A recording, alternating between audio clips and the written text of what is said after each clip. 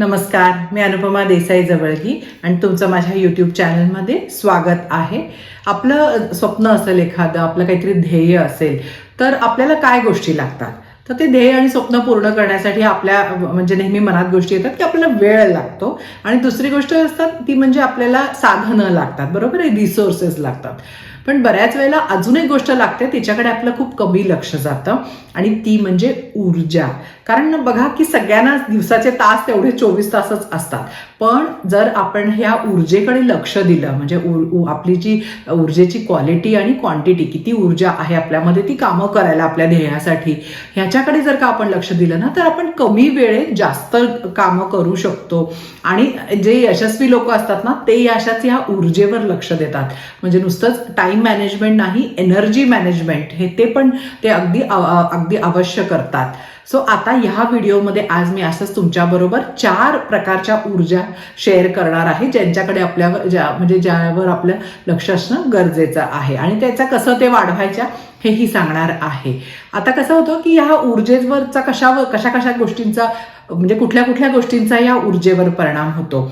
तर आपल्या विचारांचा या ऊर्जेवर परिणाम होतो, आपल्या भावनांचा ऊर्जेवर परिणाम होतो, आपल्या जे काही बिहेवियर आहेत, वागणूक आहे, त्याच्या म्हणजे सवयी आहेत त्यांचा देखील या ऊर्जेवर परिणाम होतो. सो म्हणून हे थोडंसं लक्ष देणं गरजेचं आहे की आपण वेळ आपल्याकडे कमी आहे का, नेहमी आपण कारण देतो की वेळ कमी आहे, पण मग कमी वेळेत जास्त करायचं असेल तर मग जास्त ऊर्जा असेल तर नक्कीच आपण ते काम लवकर करू शकतो. सो बघूया या 4 प्रकारच्या कुठल्या ऊर्जा आहेत. आता जी पहिली ऊर्जा आहे ना ती सगळ्यांना माहिती असते. म्हणजे ऊर्जा एनर्जी म्हणलं ना की सगळ्यात पहिल्यांदा आपल्या मनात येतं ती म्हणजे फिजिकल एनर्जी किंवा म्हणजे शारीरिक ऊर्जा. कारण काय, आपल्याला हे शरीर वापरून जी गोष्ट करायची आहे तर त्याच्यामध्ये एनर्जी असणे गरजेचं आहे. तर आता बघूया की आपण हे कशावर अवलंबून आहे, शारीरिक आपली क्षमता कशावर अवलंबून असते. तर आपण नीट सकस अन्न खातोय का, आपण व्यायाम करतोय का, आपली झोप नीट झाली आहे का. कारण झोपेने डिसिजन म्हणजे कसा निर्णय घेण्याच्या क्षमतेवर कसा परिणाम होतो, आपलं लक्ष लागत नाही, असं आपण कितीतरी गोष्टी आधी सुद्धा झोपेबाबत व्हिडिओमध्ये बघितलेल्या आहेत. त्यामुळे फिजिकली फिट असणे, फिजिकल एनर्जी असणे, कारण बऱ्याच वेळा स्वप्न सगळी खूप मोठी असतात, इच्छा असते पूर्ण करायची, पण अंगातली शारीरिक ताकद कमी पडते. सो म्हणून ह्याच्याकडे लक्ष देणं आणि एस्पेशली आता मी तरुण पिढीला म्हणेल की फार गरजेचं आहे. आपलं शरीर हे आपलं टूल आहे, ते वापरूनच आपल्याला पुढे जायचं आहे. सो शारीरिक आणि ह्याच्यामध्ये काही साध्या गोष्टी केल्या, एकतर डाएटवर लक्ष देणे, झोप ही अत्यंत गरजेची असते आणि साधन म्हणजे स्वच्छ फ्रेश एअरमध्ये गेलं, शुद्ध हवेमध्ये थोडं फिरून आलं, किंवा आपण अगदी हल्ली बऱ्याच वेळेला आपण सगळ्या घरातच असतो किंवा घरातनं ऑफिस, असं आपल्याला कधी सूर्यप्रकाश देखील मिळत नाही. सो ते देखील ह्या सगळ्या गोष्टींकडे लक्ष दिलं ना तरी आपल्याला खूप ऊर्जा मिळते. आणि अजून एक गोष्ट अगदी साधी करण्यासारखी असते ती म्हणजे दीर्घ श्वास घेणे. कारण जसं आपण स्ट्रेसमध्ये वगैरे असलो की आपण खूप शॅलो ब्रीथ करायला लागतो, वरच्यावर श्वास येतो. तर साधं आपण अगदी दीर्घ म्हणजे लक्ष देऊन श्वास घेतले दिवसातनं तरी देखील आपल्याला ही फिजिकल एनर्जी, शारीरिक ऊर्जा वाढायला मदत होते. सो ह्याकडे लक्ष देणं गरजेचं आहे की नुसतं स्वप्न बघणं आणि कधी ना वेळ आहे, सगळं आहे, पण हातनं काय आपण म्हणतो की मला उठवतच नाहीये वगैरे, अशी जर परिस्थिती असली तर काहीच उपयोग होणार नाही. आता ही झाली पहिली. आता दुसरी ऊर्जा काय आहे बघूया. दुसरी ऊर्जा आहे की मेंटल एनर्जी किंवा मानसिक हे. आता ह्याच्यामध्ये काय येतं की तुमची एखादी गोष्टीवर लक्ष केंद्रित करण्याची किती शक्ती आहे आणि म्हणजे किती लक्ष तुम्ही मन लावून काम करू शकता डिस्ट्रॅक्ट न होता. आणि दुसरं म्हणजे तुम्ही एकाग्रता किती आहे, फोकस आणि कॉन्सन्ट्रेशन, ह्या गोष्टीवर तुमची ही मेंटल एनर्जी अवलंबून असते. सो कारण काय होतं की खूप गोष्टी आपण एकदम करायला घेतो, मल्टाटास्किंग केलं की पण ही अशी डिस्ट्रीब्यूट होते एनर्जी आपली आणि मग जास्त वेळ लागतो आणि मेंटल एनर्जी खर्च होते.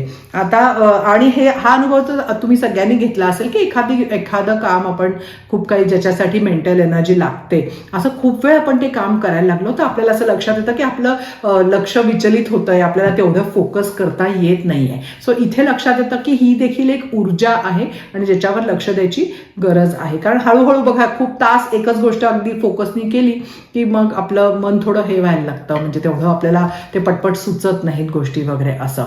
सो हे इथे म्हणून लक्ष देणं गरजेचं आहे. आता काय गोष्टी या मेंटल एनर्जीला अफेक्ट करतात, कशामुळे ही कमी होऊ शकते. सगळ्यात पहिली गोष्ट आहे की आपली कामाची जागा म्हणजे आपला डेस्क जो असतो ती त्या ह्याच्यावर जर का खूप गोष्टी असतील तर आपलं लक्ष सारखं इकडे तिकडे जातं. त्याच्यावर एक कोऱ्या पाटीने सुरुवात करा म्हणून एक व्हिडिओ पण केलेला आहे की त्याच्यामुळे काय होतं. सो तो अगदी जरूर बघा, मी लिंक करते तो व्हिडिओ आणि डिस्क्रिप्शनमध्ये पण टाकते. तर म्हणजे अशी अगदी छोटी गोष्ट आहे पण आपलं सारखं कॉन्सन्ट्रेशन त्यामुळे भंग होऊ शकतं.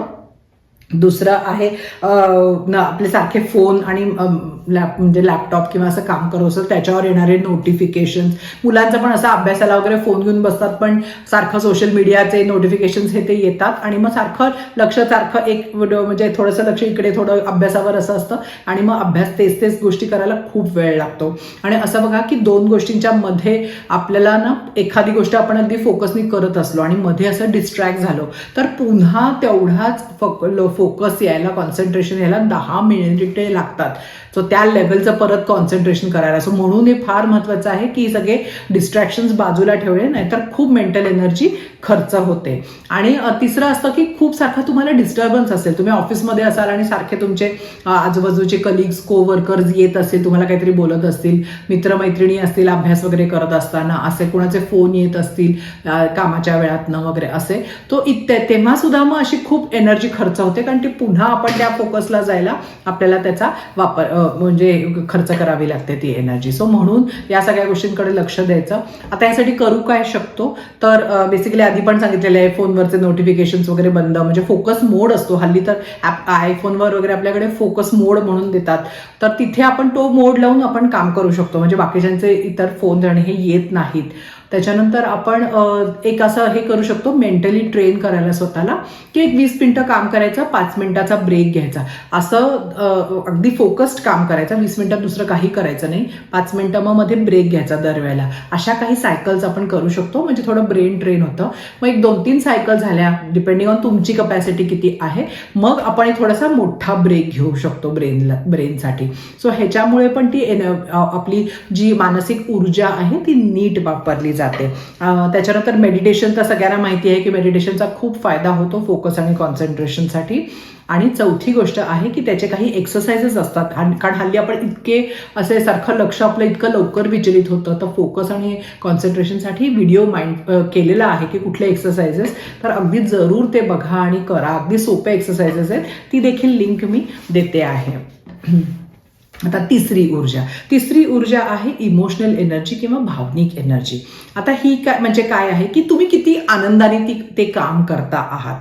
मग जर का तुमचं मन ना सारखं आधी घडलेल्या घटनांमध्ये म्हणजे तिथेच असाल तुम्ही, ते सारखं मनात तेच विचार येत असतील आणि किंवा असं असेल की बऱ्याच वेळेला काय होतं, आपण एखाद्या व्यक्तीशी आपला वाद झाला, भांडण झालं, तर आपण ते तिथेच सोडत नाही, आपल्या मनात ते भांडण चालू राहतं. म्हणजे आपण ती उत्तर प्रत्यक्ष त्या व्यक्तीला न देता त्या मनात आपल्या त्या व्यक्तीला उत्तर देणं, आपलं जस्टिफाय करणं चालू असतं आणि त्यांनी देखील खूप भावनिक ऊर्जा खर्च होते. आणि ती देखील महत्त्वाची आहे कारण आपण काम जितक्या आनंदी राहून करू तितकं आपलं काम चांगलं लवकर होणार आहे. सो म्हणून हे गोष्टीकडे लक्ष द्यायला पाहिजे. आता ह्या गोष्टीचं कसं काय केलं की ही वाढेल. सगळ्यात पहिल्यांदा म्हणजे आपण आपले स्वतःचे काहीतरी ध्येय गोल सेट करायला पाहिजेत. कारण काय होतं, आपलं पुढे काही नसलं बघायला ना तर सगळं लक्ष मागे जातं की काय झालेलं आहे, का झालेलं आहे, असं हे तेच विचारांच्या आपण चक्रात अडकतो. म्हणून पुढचे आपले स्वतःचे काहीतरी गोल असायला पाहिजे. जे काही नकारात्मक विचार येतात त्यासाठी पण बरेच आपण चॅनलवर ट्रिक शेअर केलेल्या आहे. त्याची एक वेगळी आय थिंक निगेटिव्ह थिंकिंगची एक प्लेलिस्ट पण केलेली आहे. त्याची काही टेक्निक आहेत, ते हळूहळू सुरू केले ना तर मग ते आणि हे सगळे करून बघायला आणि करावे लागतात, लगेच काही होत नाहीत, पण नक्की त्यांनी फरक पडतो मनातली नकारात्मकता कमी व्हायला. कारण बऱ्याच वेळेला असं होतं ना, सगळं असतं पण आपल्याला ती आतनं इच्छाच नसते की काही करावं आणि लक्षात येत असतं आपल्याला, त्याचंही वाईट वाटत असतं की आपण काहीच करत नाहीये वगैरे. सो म्हणून हे इमोशनल एनर्जीकडे लक्ष देणं फार गरजेचं आहे. मग काउन्सिलिंग, थेरपी अशा गोष्टी तर असतातच. पॉझिटिव्ह गोष्टी वाचणे, ऐकणे, हे सगळं ह्याच्यामुळे सगळी ही इमोशनल ऊर्जा तुमची वाढू शकते. आता ह्याच्यासाठी अजून एक पण ट्रिक असू शकते की तुम्ही असं व्हिज्युअलाइज करू शकता की तुमच्या भोवती एक असा एक बबल आहे फुगा म्हणा, काही म्हणा, असं प्रोटेक्टिव्ह एक बबल आहे जे तुमचं रक्षण करत आहे. काही निगेटिव्ह थॉट्स तुमच्यामध्ये तुमच्या जवळ येणार नाहीत. असं एक व्हिज्युअलायझेशन काही दिवसांनी केलं रोज की त्याच्याने थोडासा फरक पडतो. असं आलं की असं लक्षात येतं की नाही असं हे करायचं की ते येतात विचार पण ते तिथेच त्याला टक्कर देऊन परत जाणार आहे. जसं आपण ते ह्याच्यात दाखवतात बघा, ह्याच्या डासांच्या ह्याच्या ॲडमध्ये वगैरे असं ते एक प्रोटेक्टिव्ह की डास येतात आणि आत जाऊ शकत नाहीत वगैरे असं. सो एक छान असं एक त्याच्यासाठी आपल्या स्वतःचं असं काहीतरी तयार करायचं की आपलं काहीतरी शील्ड आहे वगैरे की ज्याच्यामुळे आपल्याला दुसऱ्यांच्या ह्याच्यात काही त्रास होणार नाहीये. कधी कधी काय होतं, आपण ज्या व्यक्तींबरोबर आपला एखादा वाद असेल, काही पटलं नसेल, त्यांना आपण सांगत नाही. सो ते आपल्या भावना स्पष्टपणे व्यक्त करायला सुद्धा थोडंसं शिकायला पाहिजे, म्हणजे ते मनात साठवून न राहता. आणि ह्या अशा साठलेल्या गोष्टी खूप आपली ऊर्जा घेतात. सो म्हणून हे फार महत्त्वाचं आहे. तिसऱ्या प्रकारची ऊर्जेकडे पण लक्ष देणे. आणि आता चौथी आहे स्पिरिच्युअल एनर्जी की आध्यात्मिक ऊर्जा. आता ह्याच्यामध्ये काय आहे की तुम्ही तुमच्या आयुष्याचा उद्देश काय समजता, तुमचा आयुष्याचा पर्पज काय आहे असं तुम्हाला वाटतं आणि तुम्ही त्या पर्पजवर आहात का हे ह्याच्याकडे लक्ष द्यायची गरज असते. कारण काय असतं, माणूस जेव्हा पर्पजवर असतो असं वाटतं की आपण आपला काहीतरी उद्देश आहे आणि आपण तो त्याच्याकडे ध्येयाकडे चाललो आहे, तेव्हा तुम्ही एकतर आनंदी पण असता. तेव्हा तुम्हाला बघा की नवीन नवीन आयडियाज येतात, त्याच्याशी रिलेटेड गोष्टी ज्या असतात ना ते पटकन गोष्टी सुचायला लागतात. आणि अजून एक गोष्ट होती की आपल्याला सगळ्यांशी कनेक्टेड वाटतं, आपण सगळ्यांशी जोडलेले आहोत, आपण या ब्रह्मांडाच्या या मोठ्या युनिव्हर्सचा एक भाग आहोत. सो असं जेव्हा एक आपलं कनेक्शन असतं तेव्हा ती आपली एक युनिव्हर्सल एनर्जी किंवा आध्यात्मिक ऊर्जा असते, स्पिरिच्युअल एनर्जी असते.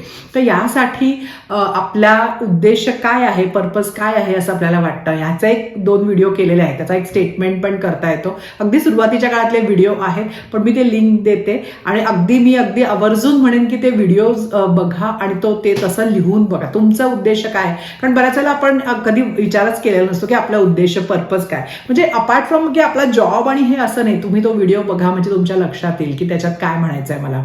आणि त्याचं एक खरं तर एक मेडिटेशन पण आहे, ते अजून टाकलेलं नाही आहे. म्हणजे त्या 2 व्हिडिओतनं जर का ते सापडलं नाही तर ते कधी कधी असं मेडिटेशननी सबकॉन्शियस माइंडमधनं पण ते आपल्याला पर्पज कळू शकतो. सो तुम्हाला इंटरेस्ट असला ना तर मला कमेंटमध्ये सांगा, तर मग मी त्याचं मेडिटेशन करून टाकेन चॅनलवर. आणि तर ती एनर्जी आपल्याला दुसऱ्यांची कनेक्टेड असणे आणि मग आपल्याला बघा की एक वेगळ्या प्रकारची आंतरिक शक्ती असते, सगळ्या गोष्टींना फेस करायची शक्ती येते. काही म्हणजे कमी जास्त झालं तरी आपल्याला आत्म हे असतं की आपण योग्य दिशेने चाललेलो आहे, आपलं काम, आपण इतर जगाशी आपण जोडलेलो आहोत, आपल्या गोष्टीचा इतर लोकांना फरक पडतो आहे, आपण इतरांना काहीतरी देऊ शकतो, या सगळ्याचा भाग असल्यामुळे ती एक वेगळी ऊर्जा येते. आणि मग त्यामुळे आपले जे आत्म जाणवायला लागतं की ही ऊर्जा आपल्यामध्ये आहे आणि त्याचा खूप वेगळ्या प्रकारचा आपण काम करू शकतो जेव्हा आपली ही आध्यात्मिक ऊर्जा पण जास्त असते. आणि म्हणजे ह्यासाठी तर काय आपण ग्रॅटिट्यूडची प्रॅक्टिस म्हणतो हे वाढण्यासाठी. मग आपण पॉझिटिव्ह गोष्टींकडवर आता आपल्या आयुष्यात चाललेल्या, आजूबाजूला चाललेल्या सगळ्या सकारात्मक गोष्टींकडे लक्ष देणे, काहीतरी व्हॉलेंटिअरिंग सारखं असं काहीतरी काम करणे की जे आपण दुसऱ्यांसाठी काही न मागता न हे करता परत नुसतं देतो आहे, परतफेड आपली समाजाचं काहीतरी ऋण आपण देतो आहे. अशा या सगळ्या गोष्टी जेव्हा आपण काय काय करतो तेव्हा ही स्पिरिच्युअल एनर्जी पण वाढते. आता एक हे आहे की ह्या 4 गोष्टी का महत्त्वाच्या आहेत, कारण काय होतं ह्या सगळ्या एकमेकांवर अवलंबून देखील आहेत. म्हणजे आपल्याकडे फिजिकल एनर्जी नसली तरी आपली चिडचिड होते, इमोशनल आपली एनर्जी कमी व्हायला लागते. सो ह्या सगळ्याचा एक बॅलन्स असणं आपल्याला गरजेचं आहे. सो नुसतं एकाच ऊर्जेवर फोकस न करता मधनं एक हे घ्यायला पाहिजे की या 4पैकी आपलं कुठलं काही कमी जास्त तर होत नाही आहे ना, कारण आपल्याला एक बॅलन्स्ड आयुष्य, सकारात्मक बॅलन्स्ड आणि प्रोडक्टिव्ह आयुष्य जगायचं आहे. सो म्हणून आज ह्या गोष्टी तुमच्यावर शेअर केल्या. आवडल्या तर लाईक करा, ज्यांना फायदा होईल त्यांच्याबरोबर शेअर करा, चॅनलला सबस्क्राईब करा आणि असंच पुढच्या व्हिडिओमध्ये एक नवीन विषय घेऊन भेटूया. थँक्यू. नमस्कार.